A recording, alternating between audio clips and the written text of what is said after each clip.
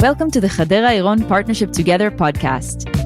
Our partnership connects communities from the Hadera-Eiron region in Israel with 9 Jewish communities across the Southeastern U.S. and the Czech Republic, planting seeds of connection that grow into lasting, meaningful relationships.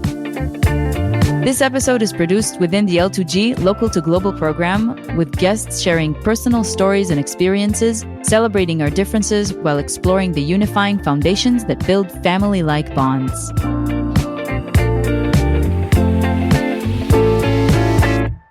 Hello, and welcome to the Partnership2Gether Hadera-Eiron podcast.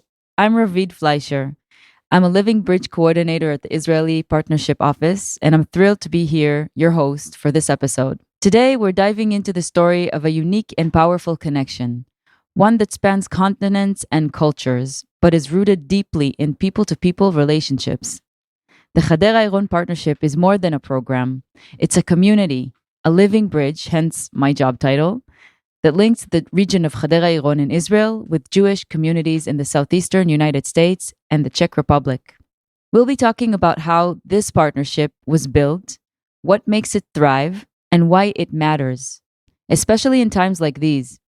From youth delegations and volunteer missions to shared leadership programs and collaborative art projects, the partnership creates bonds that are personal, lasting, and meaningful. I'm joined today by 2 incredible women who are deeply involved in this work. Allison, would you kindly introduce yourself? Sure. Hi. Thank you so much for having me today. My name is Allison Jacobs. I'm from Jacksonville, Florida, and we are known as Northeast Florida in the partnership world.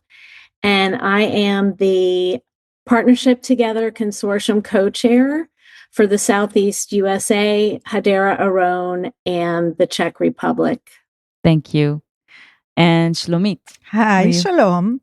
Shlomit from Kibbutz Magal, which is in the Regional Council of Menashe, who is part of this partnership. So thank you both for joining me today. I hope we'll explore what it takes to build real connection across borders, how shared Jewish identity comes to life through action, and what's next for this growing and evolving global family. So let's jump in. So like we say in our 0 episode, P2G is a global network powered by the Jewish Agency for Israel and funded by local Jewish federations that connects 165 Jewish and Israeli communities through 40 region-to-region partnerships. Our partnership is one of those 40. It connects people in the Hadera-Eiron region in Israel with Jewish communities in the Southeast U.S., including Charlotte and Greensboro in North Carolina, Charleston in South Carolina, Nashville and Chattanooga in Tennessee, Richmond in Virginia, and communities in Northeast Florida, where Allison comes from, Florida's Gulf Coast, Florida's Lee and Charlotte counties, as well as our partners in Prague, Czech Republic. Or maybe, Allison, you explain to us why our partnership is special. Yes. Thank you for the question. Our partnership is really unique because we have the 9 cities in the Southeast, Hadera-Eiron region in Israel, and then our triangle with the Czech Republic. And a lot of partnerships are just one city to one city in Israel, where we have the 9 in the Southeast. So not only do we have connections with Israel and the Czech Republic in Prague, but we have the 9 Southeast cities that have connections in itself. We're all different. We're all different size cities. Our communities are diverse and different. And we all come together for this one meaningful partnership, which is amazing. And through our connection with Prague, we experience true mutual responsibility. We grow together by learning from each other's histories, perspectives, and community experiences. The relationship enriches our lives with new cultural dimensions and strengthens our understanding of Jewish life in Europe, past and present. So that's a really special piece to our partnership as well. And we're thrilled that we have everyone involved. Shlomit, I really want to know, how did the partnership begin? At the 20th century, there was an initiative of rebuilding neighborhood where communities all over the world were taking a neighborhood in Israel and help to rebuild it. And then the Jewish Agency came with a conclusion that we cannot work like that anymore. We need to be partners. We need to be equal. So in 2000, the whole idea of partnership started, and it started with the name of Partnership 2000. I knew partnerships before because I was a shlicha in Sydney. And then our partnership started in 2001. Just a year after the whole idea started. And the idea was to take 3 regions here in Israel with 10 small Jewish communities in the States. I doubted the idea. I said there is no chance that 10 communities will gather to work together with areas in Israel. But I was asked to build the first leadership development, and I was running a group of young people that became very active in the partnership. And then I left. I went to another shlichut in Palm Beach, Florida. And when I came back, of course, the first call I did was to the partnership to find out something that no chance, it's over, already gone. No. Surprisingly, I found out that this is a very successful partnership. And the communities, for some reason, work together and have good communication between themselves and with the region. Wonderful projects are happening. And that's the whole idea, and it's working. What do you think this model of global collaboration, do you think it still matters today? Honestly, I think it matters more today than ever.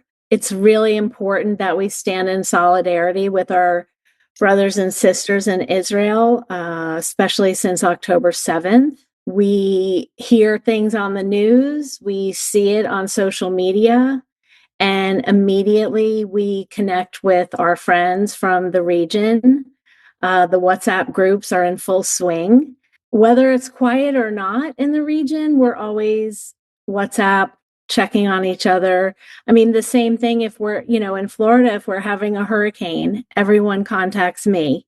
It's the unity and the concern and the solidarity that makes us a partnership, and the caring and the collaboration together where the friends grow into family.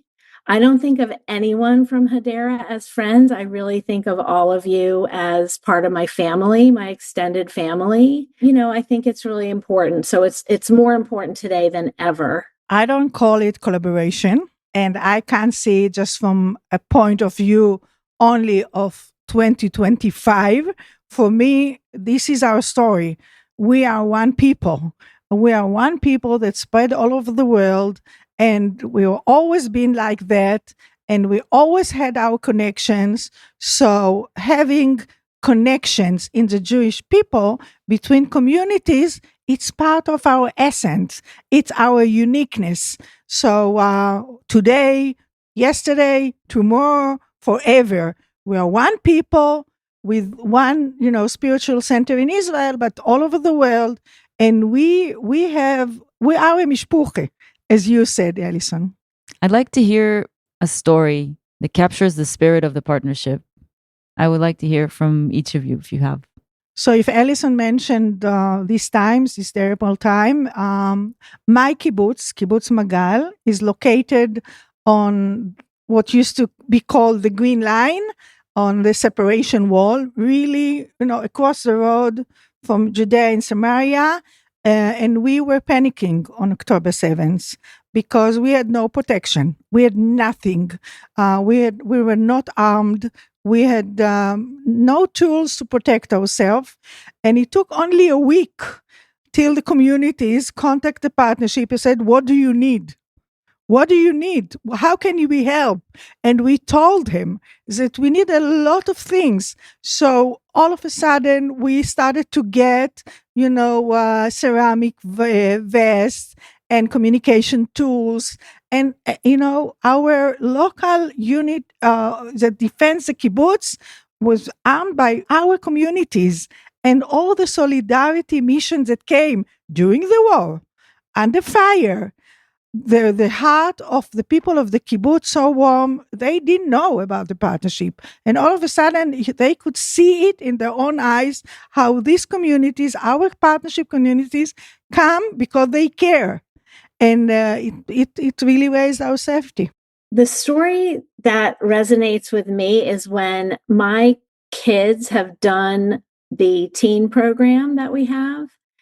And whenever they have been in Israel at other times, they have been invited to stay in Hadera with family, with Nitsa. She's just part of our heart, and she always includes my kids in everything and us. For our listeners, who is Nitsa and who is Sarah?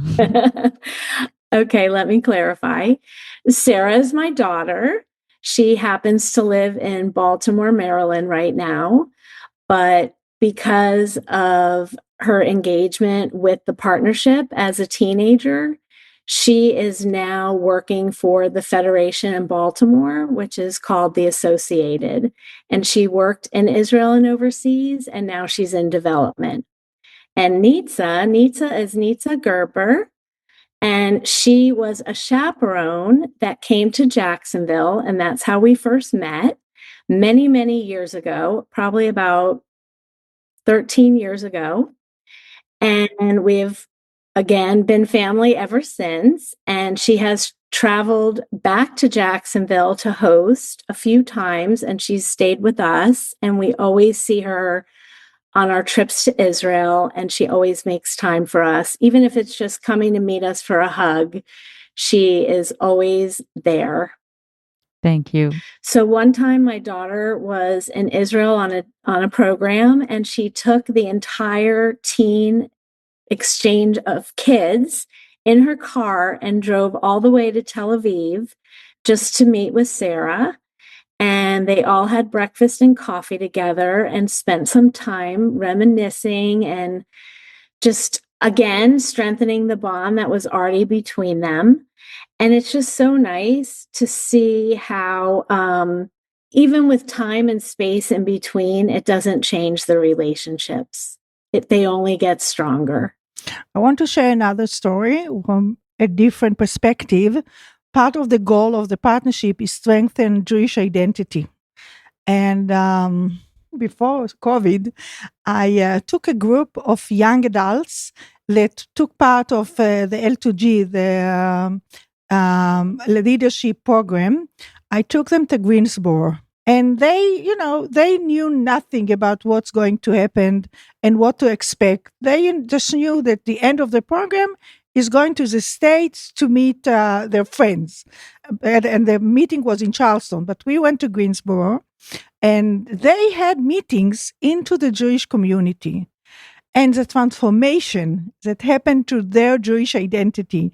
We used to sit at night after long days to talk about their experiences and their vision, how they see things and how they didn't know, and how it sharpened their Jewish identity. So it's a great experience to see how Israelis can sharpen their Jewish identity from going to the communities in the States. Thank you. It does emphasize and captures the spirit of partnership. Could you share a moment that feels to you like this is the moment where it clicked to you? This is why I do this. This is why I'm part of this partnership. There's been a few moments, but the one that stands out most to me is when we had a teen in our community who started out in the teen exchange and loved it so much that it changed his life. And to me, that is what partnership is all about. After high school, he moved to Israel, made Aliyah, joined the IDF as a lone soldier, and is still in Israel, speaks fluent Hebrew, and enjoys being an Israeli.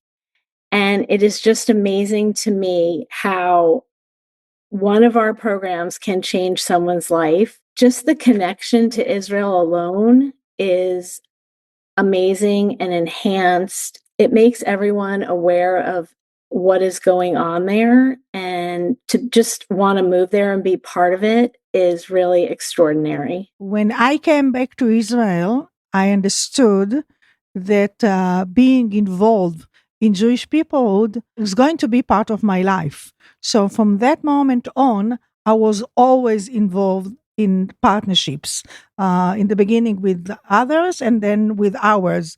But to be in contact with our family outside of Israel is just part of my identity. So every time I meet, there is a new project, or I meet new people, or there is a delegation.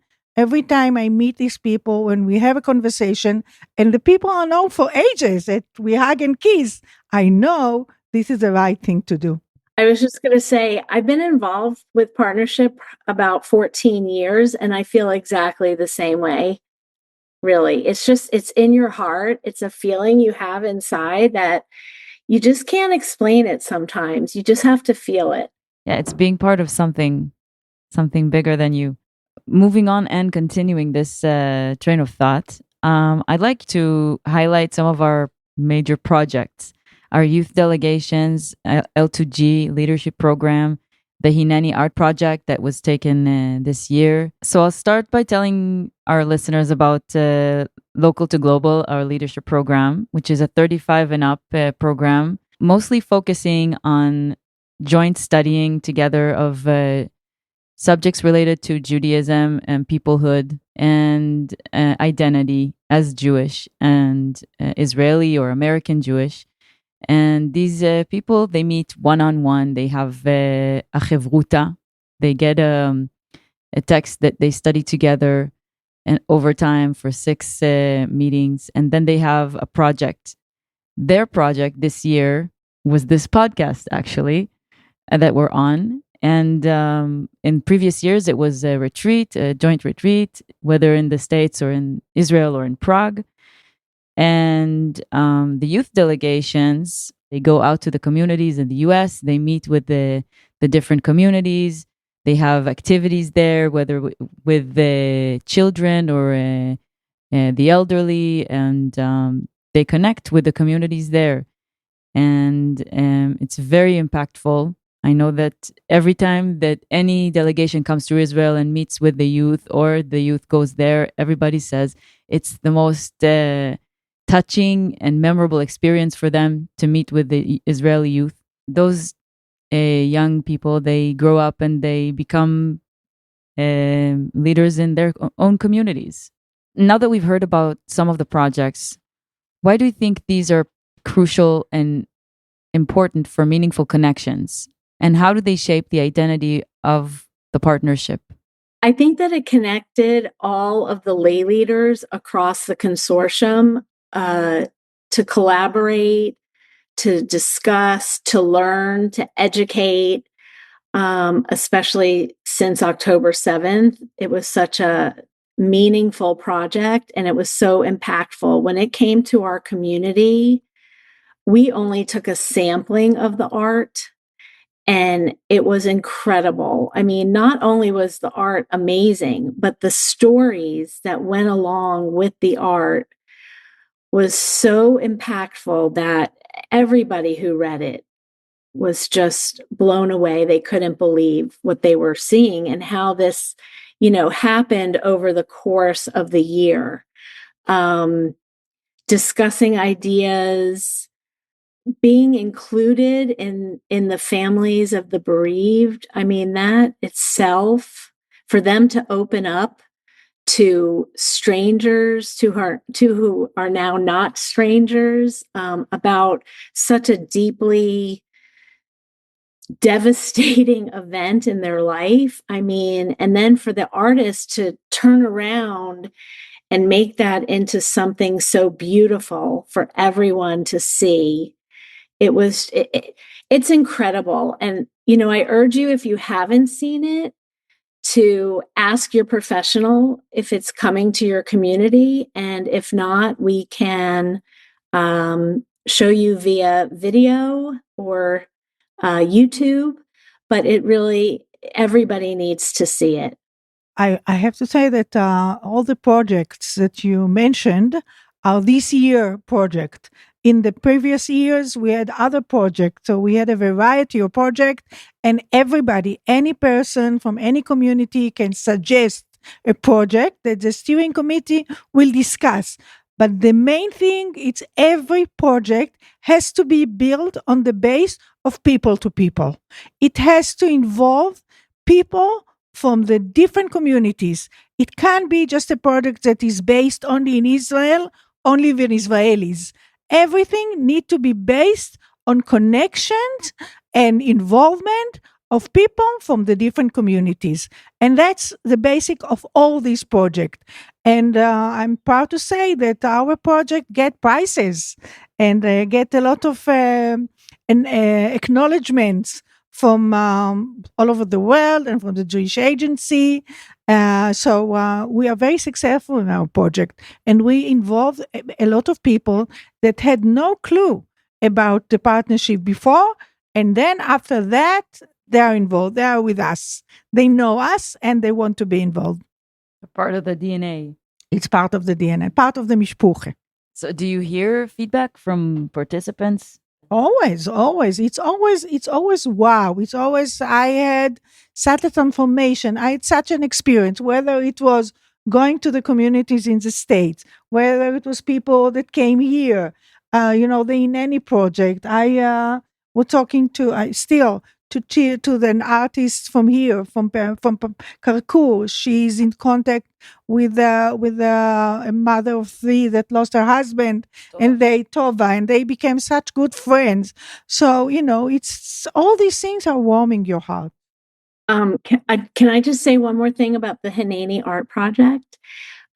It was so well received that Jaffe, the Jewish Agency for Israel, displayed it at the GA, which is the General Assembly for the Federations in Washington, D.C. last year.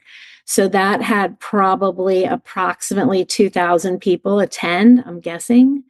And it was displayed and everyone could see it there as well. So our project from our consortium is so amazing and outstanding and impactful that it was selected to be shown at the GA, and we should be really proud of that. Okay, so we're moving on to an open discussion now. Growth, challenges, and the road ahead. What role do professional staff versus volunteer leaders play in the success of the partnership? And could you explain a little bit more into what is the volunteering and who are the lay leaders? Naturally, it's different from here and outside of Israel because we are geographically live close together. So, and the professionals here are the local professional of the partnership, and they are the base. They are the infrastructure that make all this project happen. But it couldn't been happened without the lay leaders. We're a very strong group of people that are lay leaders that meet together once a month, once every 6 weeks, and we have discussion and we make decision and we get on Zoom with a steering committee from all the other communities. So we are very much hands-on. We are there. We are very much involved. But the professional staff, they make it happen just as a base. Other than that, we're all very busy. We are the wind under their wings. I agree. So I am the lay leader in the consortium in the States, and we started quarterly Zooms for lay leaders so that we can get everyone more connected and more involved and engaged. We're hoping that this will bring people together to work more in sync with their professionals in their communities, hopefully engage more people in their communities in the actual partnership work and the programs. We've been a partnership here for about 23 years, And there's still a lot of people that don't know what partnership is or what partnership does. And so I'm always trying to look for new ways to get the word out, new ways to market, new ways to engage. And I think by having the lay leaders come together, because we are so strong and committed, we throw our hats in, we get our hands dirty, and we do the work. And it's been really, really satisfying that this has been off the ground and going. With the professional staff from Israel and Jessica in the U.S., they are so amazing that there are no words to describe the amount of work and the amount of sacrifice, honestly, that they are doing, especially since October 7th. Just as an example, a couple weeks ago, we had basically an emergency Zoom that got put together in about 24 hours, maybe even 12. Shimrit, Ravid, and Shuli were working and putting together this Zoom for everyone, for the whole consortium, from their bomb shelter. The whole Israel was basically closed down. Nobody could go to work unless you were a necessity, meaning a grocery store or a hospital, except for the partnership staff who was working from their bomb shelter, literally to provide an up-to-date Zoom for all of us to know what was going on in Israel. So, I mean, it's really amazing what they do and what they accomplish. And not only that, but they are the nicest people and the most amazing people outside of the consortium that, we're just so I'm blushing. We're I'm blushing so for the lucky three to of have, us. we're so lucky to have you all. Seriously. I mean, Shimrit she is really the icing on the cake. We are so lucky. And you guys are just amazing. She definitely is. Definitely. I totally agree. How do you think we can bring in fresh voices into those lay leaders? How do we refresh our lines but still keep our continuity? Well, that is a very good question. We are working very hard on that. Again, we have meetings, we have Zooms, we have subcommittees. We want to have a shared buy-in by the lay leaders and professionals.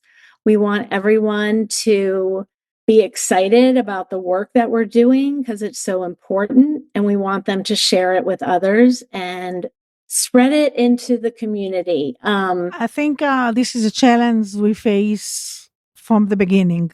We always discuss it. It's challenge of raise the awareness. I'm not talking about being involved, just to be aware that there is a partnership in this region and what is happening. And and it's a challenge. And besides all these people, and we have thousands of people that have been involved in our project during the year, there's still hundreds and thousands of people that have no clue that there is a partnership in the area. And it's a bit of frustration. And we need to raise this awareness. So, for example, there was a conference that Ravi, Julie, and me, we attended about communities in general. And we told people about what is a partnership and what do we do. And people were amazed and so, really respected us and said, oh boy, we want to be involved. You need to be involved in a project. You can't just, our steering committee is a group of people. We can't have hundreds of people in the steering committee, but we do call people to be involved in project. That's why I think our partnership is always evolving and that we're very flexible in the programs that we do each year. So it's a challenge, and I always ask people to join me and see what it's all about. How do we ensure that all these voices in the partnership from Israel and the US feel equally heard and valued? That's a platform of our partnership. The whole idea is that everybody will be heard. First of all, again, you can suggest a project. You can write a project card and give an idea. and there is a shared steering committee. We meet once a year, so every time in a different place, whether in the United States or in Israel, and we have 3 days of discussions about what we're going to do next year. And everybody has a voice, and everybody can express their opinion. And we have, again, the Zoom meetings, and we have the Israeli local steering committee, and people can talk to them and approach them. So we are open to hear all voices, but then decisions must be made. And Allison, on your side? Same. Each federation may have a local P2G committee as well, or an Israel and Overseas committee, where they have volunteers that help with partnership. And everyone has a voice, and we always want to hear what everyone has to say. I think that it also, regardless of seniority, so everyone has an equal voice. I think that it is a way that we strengthen our bonds with our brothers and sisters. And I think that it helps us to understand the needs of the U.S. cities and the needs of the Israelis as well. And once we combine all that together in our partnership, it connects us to something more than ourselves, like we said earlier. What do you think can keep the partnership adaptable to changing realities, like COVID, like the war, like? Well, I think that we are able to pivot on a dime, like we do so many times. We've done it for COVID. We went from all our programs being in real life to most of them being online and on Zoom. And then, especially since the war in Israel, we've been able to pivot as well. Some of our programs are still on Zoom, but we try to do most of them in person, because that real hands-on experience is what is most meaningful for people. And again, once you see and experience, feel it for yourself, it's in your heart, and you know what partnership is. We do a really good job of changing and adjusting, which is not easy. Like I said, you guys have been working a couple weeks ago from a bomb shelter. So it's really important for us to always strengthen our bonds together, no matter where we are, no matter how we are, and always moving forward together. I'd like to ask you both, what values do you believe the partnership represents? The values that I believe represent partnership are Kol Yisrael, we are all one community throughout the world, Tikkun Olam, helping to repair the world, and Lador Vador, one generation to another. The whole idea is that we're talking about a living bridge, that we build a bridge with people. So it's people to people.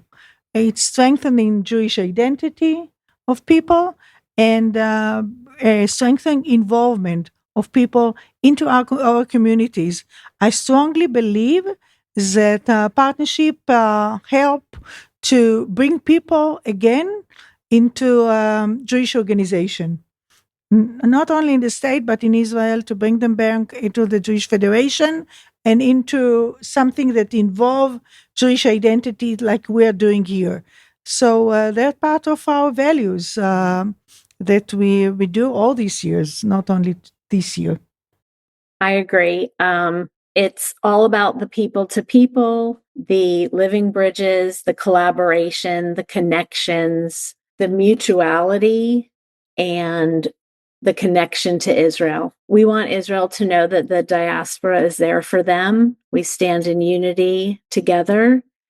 And we know that Israel is strong and resilient.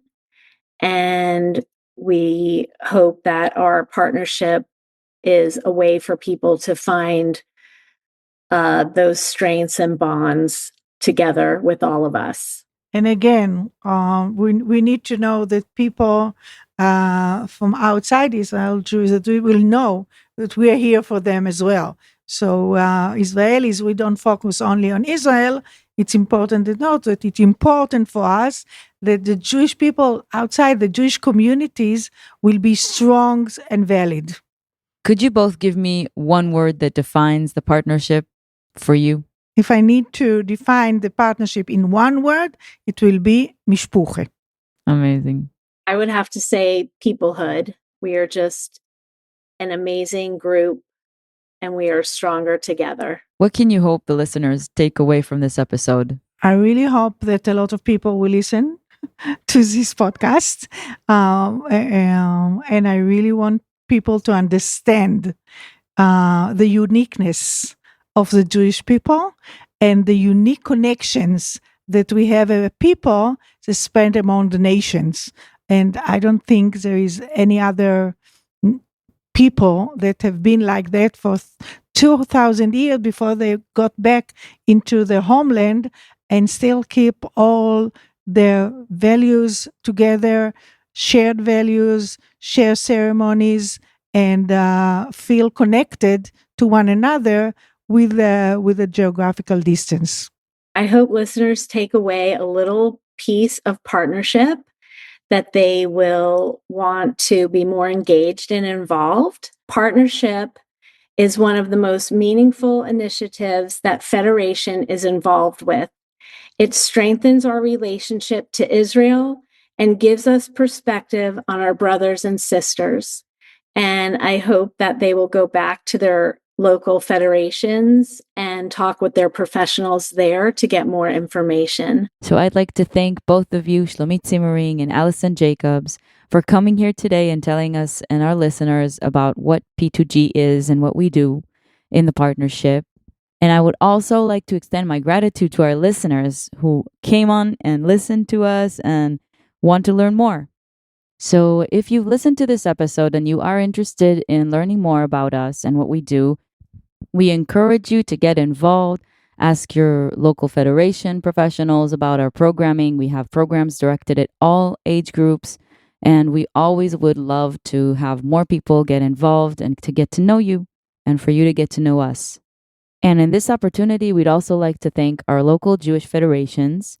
As you know, Partnership2Gether, or P2G, is an initiative of the Jewish Agency for Israel made possible through generous gifts to your local Jewish federations. And also, please follow us on our social media pages. We're on Facebook, Instagram, and YouTube. And also, we have a website. Thank you.